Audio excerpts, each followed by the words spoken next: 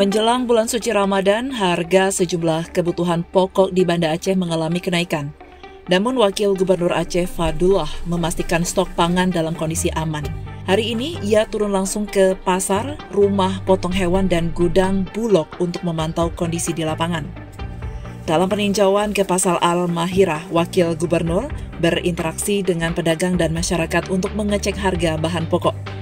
Harga daging sapi kini mencapai Rp150.000 per kilogram. Ayam ras dijual Rp60.000 hingga Rp65.000 per ekor. Sementara harga cabai, bawang, dan beras juga mengalami kenaikan.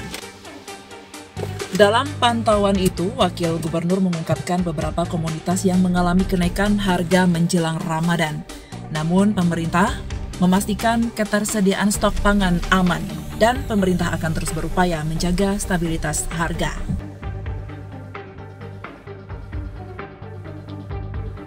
Sebelumnya, Wakil Gubernur juga meninjau rumah potong hewan serta gudang Bulog untuk memastikan pasokan daging dan beras jelang Ramadan. Berdasarkan laporan Kepala Bulog, stok beras di Aceh cukup hingga 6 bulan ke depan. Sebagai upaya menjaga stabilitas harga, pemerintah Aceh bersama pemerintah kabupaten dan kota juga menggelar pasar murah. Program ini disambut antusias oleh masyarakat yang berharap harga kebutuhan pokok tetap terjangkau menjelang Ramadan. Peninjauan ini diharapkan dapat menjadi bahan evaluasi bagi pemerintah dalam menjaga stabilitas harga dan daya beli masyarakat.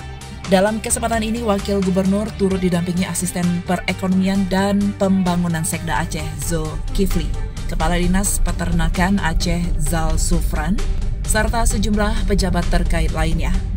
Dari Banda Aceh dan Aceh Besar, Tim Liputan Kanal Inspirasi TV melaporkan.